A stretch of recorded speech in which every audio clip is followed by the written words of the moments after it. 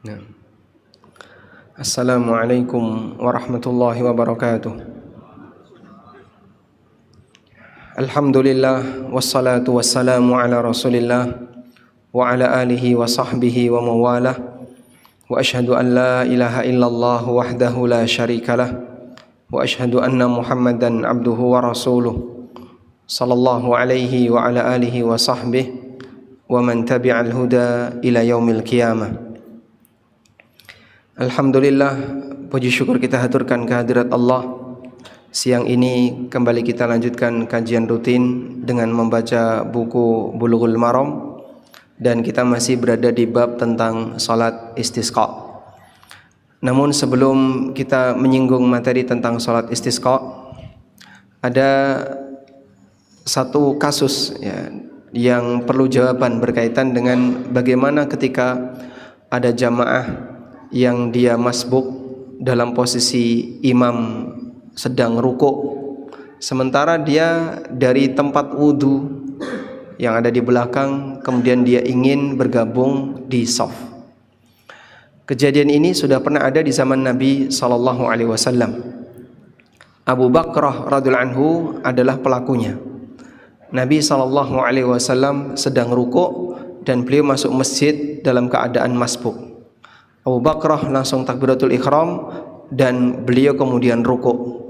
Setelah itu beliau berjalan menuju shaf sambil rukuk. Beliau berjalan menuju shaf sambil rukuk. Sesampainya di shaf, kemudian Nabi SAW i'tidal dan Abu Bakrah mengikuti sampai selesai. Lalu Abu Bakrah tidak menambahkan satu rakaat, artinya mendapatkan rukuk bersama Nabi SAW terhitung telah mendapatkan satu rakaat. Dan Nabi SAW mengatakan, zadakallahu hirsan wala ta'ud, semoga Allah Ta'ala menambahkan semangat untukmu dan jangan kau ulangi. Maka metode ini bisa dimanfaatkan atau digunakan ketika ada orang yang masbuk, kemudian dia datang ke masjid, sudah berada di dalam masjid, imam dalam posisi rukuk, dia bisa langsung takbiratul ihram, lalu dia rukuk dan jalan sambil rukuk jika memungkinkan. Nah, kalau tidak memungkinkan gimana? Ya bisa dia datang dulu ke shaf, jika imam masih rukuk silakan dia rukuk. Dan ini dalil bahwa di Masjid Nabawi di zaman Nabi SAW, shaf belakang itu kosong. Shaf belakangnya kosong. Maka Abu Bakrah sudah masuk masjid dan beliau berjalan dalam posisi rukuk, tidak dapat shaf. Makanya shafnya ada di depan. Ketika berjalan dalam posisi rukuk itu, beliau belum mendapatkan shaf. Shafnya masih di depan. Karena ketika selain Jumatan di Masjid Nabawi, bagian belakangnya nggak ada makmum, sehingga ada jarak antara makmum paling belakang dengan jamaah perempuan. Ini di Masjid Nabawi. Oleh karena itu, kalau ada masjid untuk sholat duhur, sholat asar dan seterusnya, kok belakangnya kosong, berarti ini sesuai sunnah Nabi SAW. Betul gitu. Ya, belakangnya kosong bukan karena jamaahnya nggak ada, tapi mereka tersebar di berbagai masjid yang ada di sekitar Masjid Nabawi. Dan sekaligus juga meluruskan sebagian dai yang mengatakan bahwa Nabi SAW selesai sholat, shaf paling belakang itu 7 kilo. Ada yang bilang Nabi SAW selesai sholat, shaf ujungnya itu sejarak 7 kilo. Ini kayaknya terlalu jauh membuat angka itu. Jadi jauh sekali 7 kilo shaf belakang.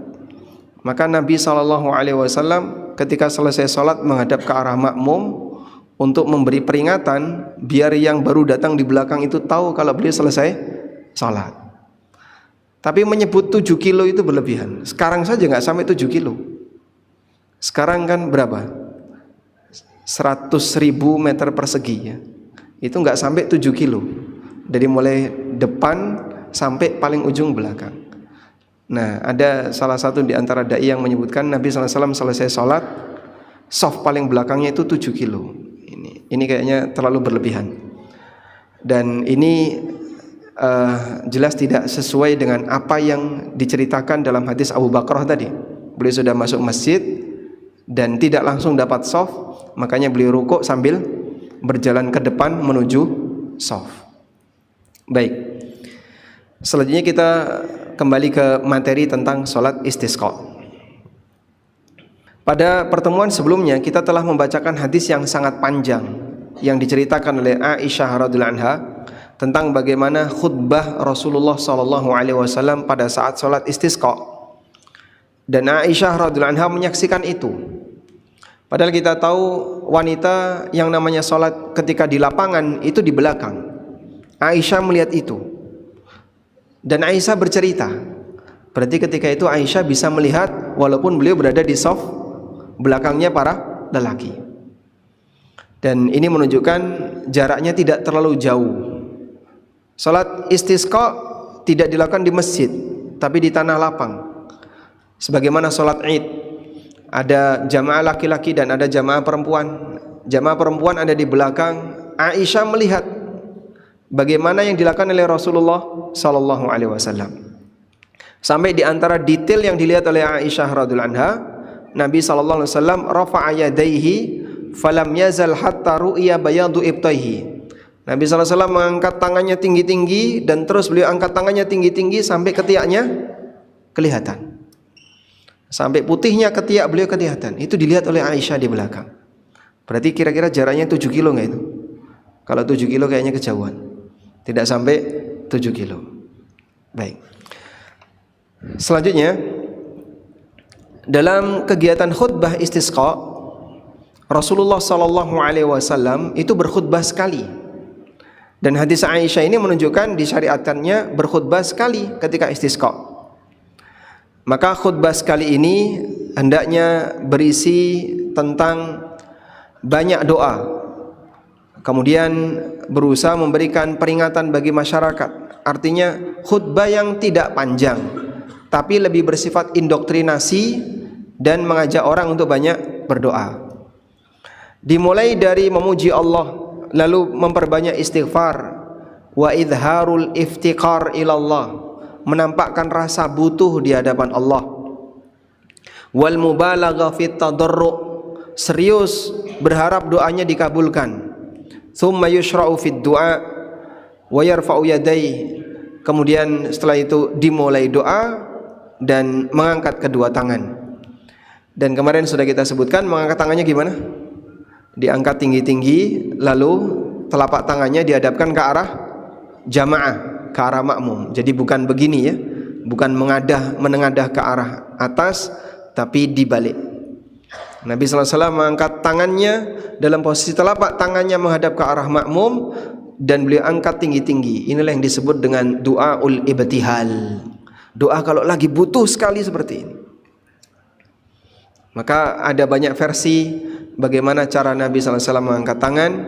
Ada yang kadang beliau mengacungkan satu jari, ada yang mengatakan mengangkat tangan setinggi pundak, dan ada yang mengangkat tangan tinggi-tinggi dengan telapak tangan membelakangi kiblat seperti doa beliau ketika perang Badar, dan ada telapak tangannya menghadap ke arah makmum, punggung telapak tangan yang menghadap ke arah kiblat.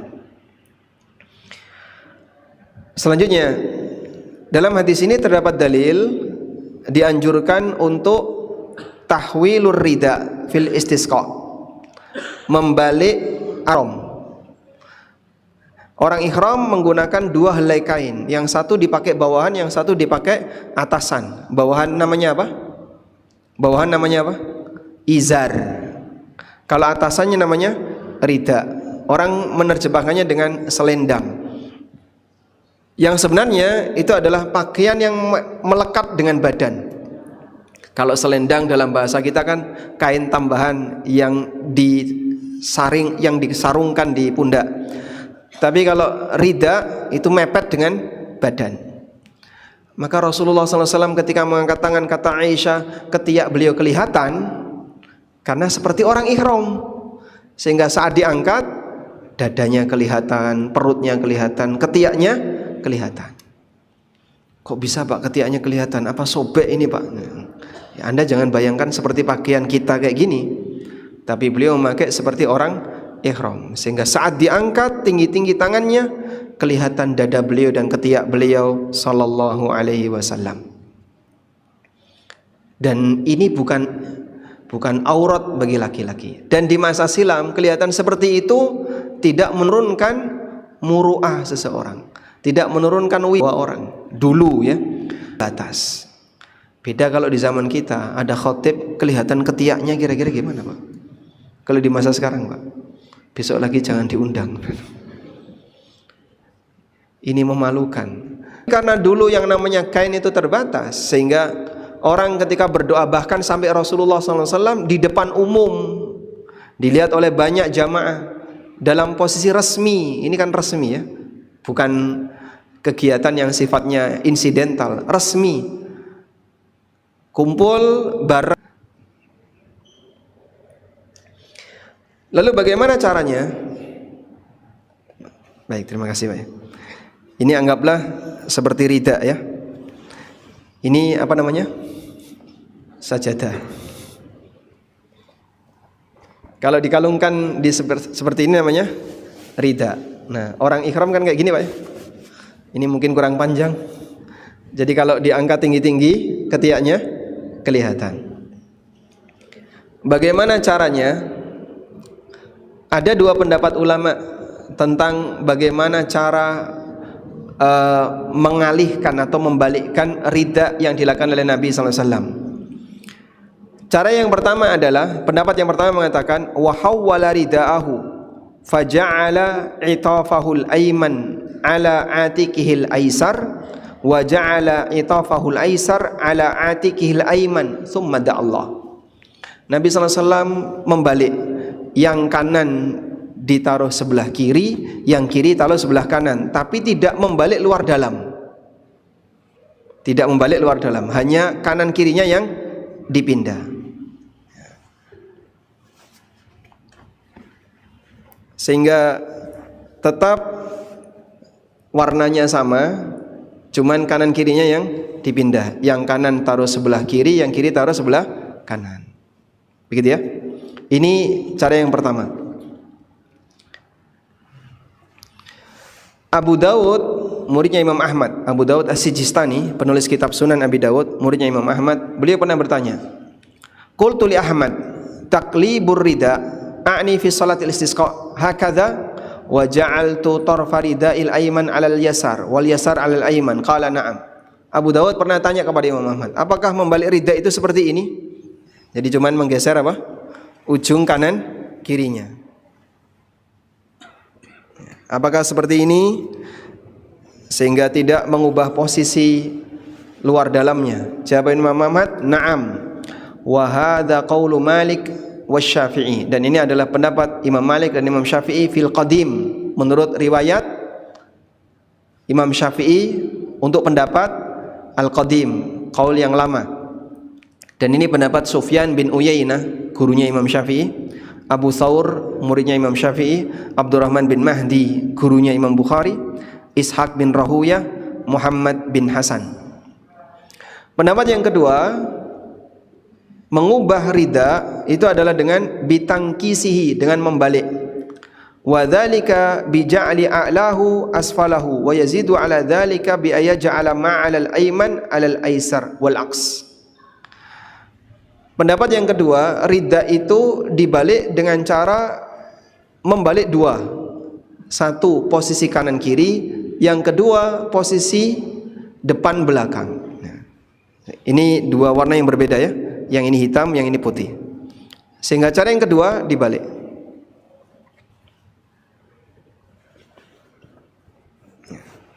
Yang tadi di sebelah kanan saya taruh di sebelah kiri, yang sebelah kiri saya taruh di sebelah kanan, yang tadi di permukaan saya taruh di dalam, sehingga atas bawahnya berubah.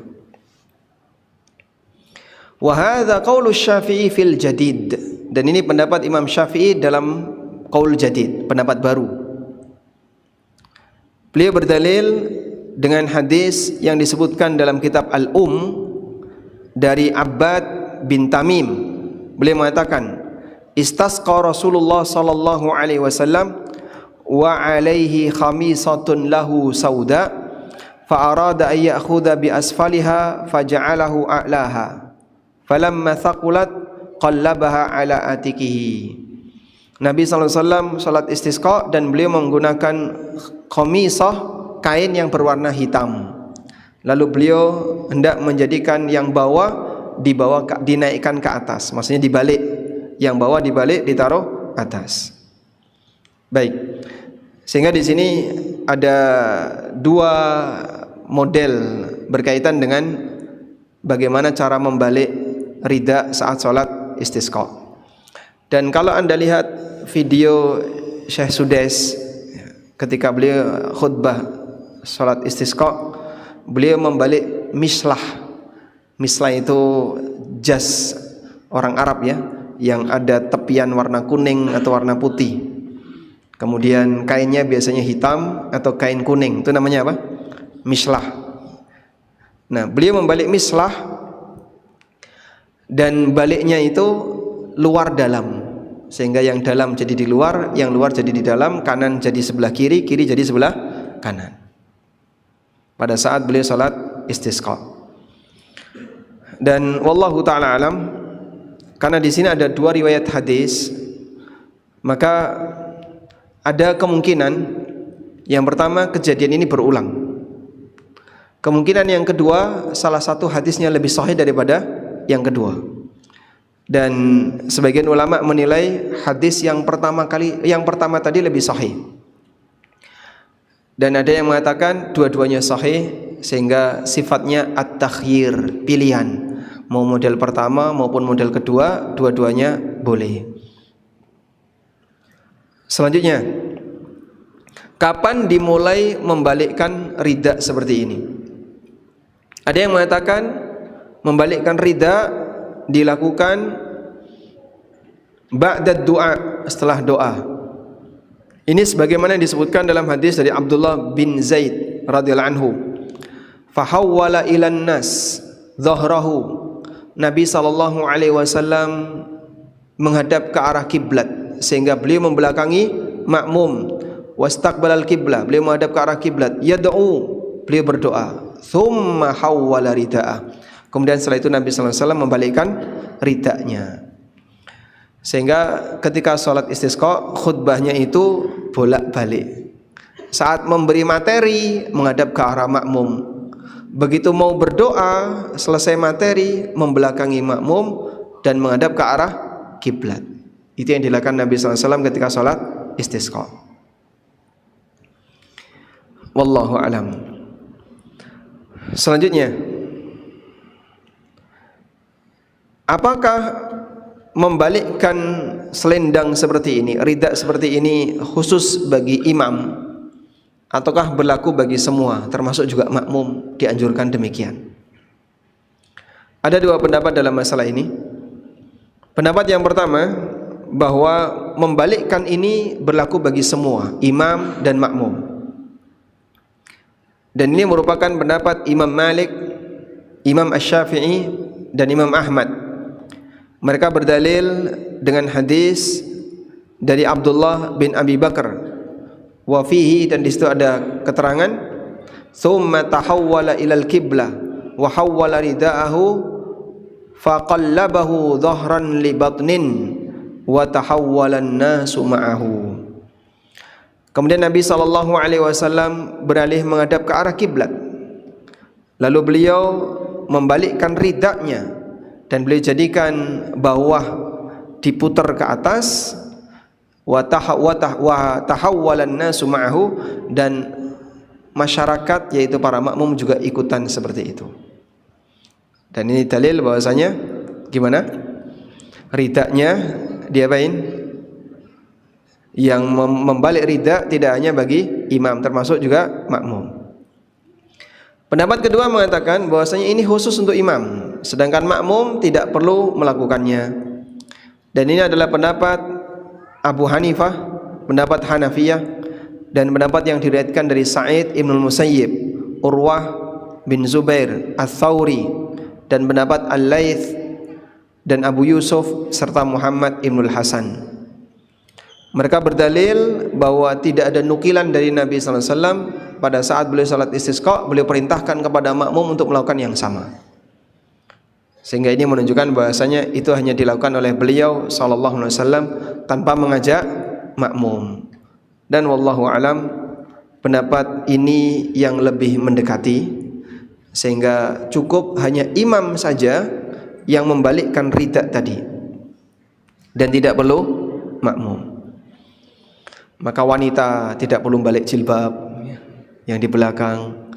Kemudian para jamaah juga tidak perlu balik bajunya, tapi cukup imam.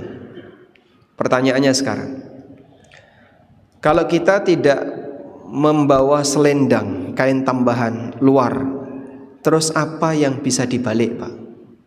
Kita berangkat sholat istisqa seperti ini ya, bawa baju kurta seperti ini, ada kancingnya kayak gini ya. Apakah ketika sholat istisqa dianjurkan pakai batik? Tidak ya. Kenapa? Batik itu di masyarakat kita mengesankan kegembiraan, kesenangan, acara walimah, acara tasyakuran, batik. Tapi kalau acara yang sifatnya menunjukkan ketawaduan, bukan batik. Baik. Misalnya pakai kurta, warnanya mungkin putih atau mungkin warna yang lain. Dilepas kancingnya, terus dibalik. Berarti gimana, Pak? Ya, kalau dia jadi makmum, siap lepas baju ketika sholat istisqa. Wah, itu aneh ya, Pak. Nah, makanya mungkin harus persiapan bawa apa? Seperti mislah atau pakaian yang lain luaran, sehingga saat selesai doa maka bisa dibalik sebagaimana praktek yang tadi kita sebutkan. Wallahu a'lam. Walhamdulillahirabbil alamin. Baik, demikian selesai untuk hadis 516. Berikutnya kita baca hadis 517. Satu hadis lagi. An Anas radhiyallahu anhu anna rajulan dakhala al-masjid yaumal jum'ah. Dari Anas radhiyallahu anhu, ada orang yang masuk masjid ketika di hari Jumat. Wan nabiyyu sallallahu alaihi wasallam qa'imun yakhutubu. Sementara Nabi sallallahu alaihi wasallam sedang berkhutbah. Faqala, lalu orang itu mengatakan, "Ya Rasulullah, halakatil amwal wa inqata'atis subul." Ya Rasulullah, banyak binatang yang mati karena kelaparan. Saking lamanya musim paceklik. Wa inqata'atis subul, dan jalan-jalan enggak bisa dilewati. Tanahnya itu pecah-pecah, nggak bisa dilewati. Fad'ullaha ta'ala yughithuna. Maka berdoalah kepada Allah agar Dia memberi hujan kepada kami. Farafa'a yadai, lalu Nabi SAW mengangkat kedua tangan beliau. Tsumma qal, kemudian beliau berdoa, Allahumma aghithna, Allahumma aghithna. Ya Allah, turunkan hujan kepada kami, turunkan hujan kepada kami. Akhirnya langsung turun hujan. Kata Anas bin Malik, wala wallahi ma nara fis sama'i min sahabin wala qaza'ah. Langit yang awalnya terang benderang, wa ma bainahuma wa baina sal'in min baitin waladar. Antara masjid sampai Bukit Sila. Bukit Sila kemarin mana? Bukit yang kelihatan dari Masjid Nabawi. Antara masjid sampai Bukit Sila, ini ada banyak rumah, nggak ada satupun awan yang nyantol di antara itu. Fatala'at min waraihi sahabatun mislut turs. Tiba-tiba muncul awan dari arah belakang Nabi SAW, berarti dari selatan. Seperti tameng. Nah, Bapak lihat tameng orang perang dia, apa namanya ini? Tameng ya. Mislut turs, seperti tameng, bulat gitu. Sudah? Falamma tawassatat, ketika sudah berada di tengah, intasyarat, tameng tadi nyebar. Tsumma amtarat, setelah itu turun hujan. Masya Allah, kejadian kayak gitu disaksikan oleh sahabat. Sehingga terkadang para sahabat itu melihat kejadian-kejadian aneh yang itu semakin menambah keyakinan beliau, keyakinan mereka akan kebenaran posisi Nabi SAW sebagai utusan Allah. Karena itu terlihat seperti mukjizat. Hanya seorang nabi yang bisa seperti ini. Fala wallahi ma ra'ayna syamsa sittan. Demi Allah kami tidak melihat matahari selama 6 hari. Hujan terus. Sehingga ketika itu gak pernah kering. Madinah never dry. Garing terus. Basah terus. Kenapa? Hujan selama 6 hari.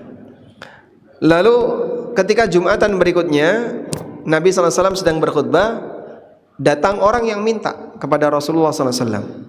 Ya Rasulullah, halakatil amwal wa inqata'atis subul. Ya Rasulullah, banyak binatang yang mati karena kebanjiran dan jalan-jalan putus karena kebanjiran gak bisa dilewati. Fada'ullaha yumsikuha. Berdoalah kepada Allah agar menahan hujan ini. Yumsikuha anha. Kemudian Nabi SAW berdoa sambil mengatakan, Allahumma hawalaina wala alaina. Ya Allah, jangan kau turunkan di atas kami, tapi turunkan di sekitar kami. Nah, maka cara yang tepat memohon kepada Allah bukan meminta agar hujan berhenti, tapi yang lebih tepat apa? Mengalihkan. Jangan kau turunkan hujan di atas kami, tapi turunkan di sekitar kami. Ke atas gunung, di daerah-daerah persawahan, di daerah-daerah pertanian. Dan ini dalil bahwa makmum boleh berdialog dengan imam ketika sholat Jumat. Dan salah satu cara istisqa adalah berdoa ketika Jumatan. Kalau makmum bicara dengan sama makmum, membatalkan pahala Jumatan. Tapi kalau makmum berdialog dengan imam, ngoreksi imam yang salah, baca ayat misalnya, atau interupsi karena khutbahnya keliru, atau yang lainnya, boleh. Walaupun ini tempat kita nggak lazim ya. Karena sahabat ini ketika Nabi SAW sedang khutbah Jumat, minta doa kepada Rasulullah SAW di posisi ketika beliau sedang berkhutbah. Sehingga kalau misalnya bapak-bapak sedang Jumatan, ada makmum yang berisik, maka boleh angkat tangan. Angkat tangan Pak Imam. Mohon maaf, tolong ingatkan yang berisik ini suruh diam. Waktu kami haji, kita hotel transitnya itu cukup jauh dari Masjidil Haram, di daerah Nasim. Nasim itu dekat dengan Masjid Aisyah Ar-Rajihi, masjid terbesar kedua setelah Masjidil Haram. Bukan Aisyah Tan'im ya, Aisyah di daerah Nasim. Kita sholat Jumat di situ. Itu imamnya, khotibnya kayak sibuk mengingatkan orang yang makmum yang nggak benar itu. Ada yang main HP. Si A, jangan main HP. Berkali-kali boleh seperti itu. Sedang Jumatan ya. Sampai materinya berkali-kali putus. Gara-gara ngingetin makmum, ada yang selfie, ada yang moto imam, ada yang ya saking banyaknya karena jamaah haji yang berasal dari berbagai macam negara. Dan budaya seperti ini nampaknya di tempat kita kurang begitu diperhatikan. Sehingga makmumnya mau tidur, makmumnya main HP, makmumnya ngobrol, makmumnya dolanan kerikil, dibiarkan saja. Padahal edukasi tentang adab Jumatan itu juga penting untuk disampaikan bersamaan dengan kegiatan Jumatan, agar pelanggaran seperti ini tidak ada. Karena kalau seperti ini dibiarkan, maka kaum muslimin selamanya mereka akan berbahaya status Jumatannya, sebab orang yang dolanan kerikil, mainan HP, kemudian bicara dengan sama, kata Nabi SAW, faqad lagha, pahala Jumatannya hilang. Wallahu a'lam. Demikian, wassallallahu ala nabiyyina Muhammadin wa ala alihi wa sahbihi wasallam. Ada yang mau disampaikan?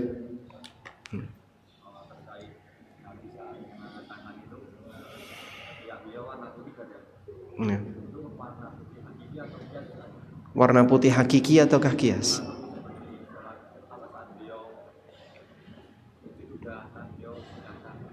Nah, kelihatan ketiak beliau yang putih. Ya, wallahu alam, teks sahabatnya seperti itu. Mereka hanya menyampaikan hatta yura bayadu ibtaihi, sampai tampak putihnya ketiak beliau. Itu putih hakiki ataukah putih apa enggak tahu. Namun kulitnya Nabi SAW adalah kulit yang bersih, yang putih.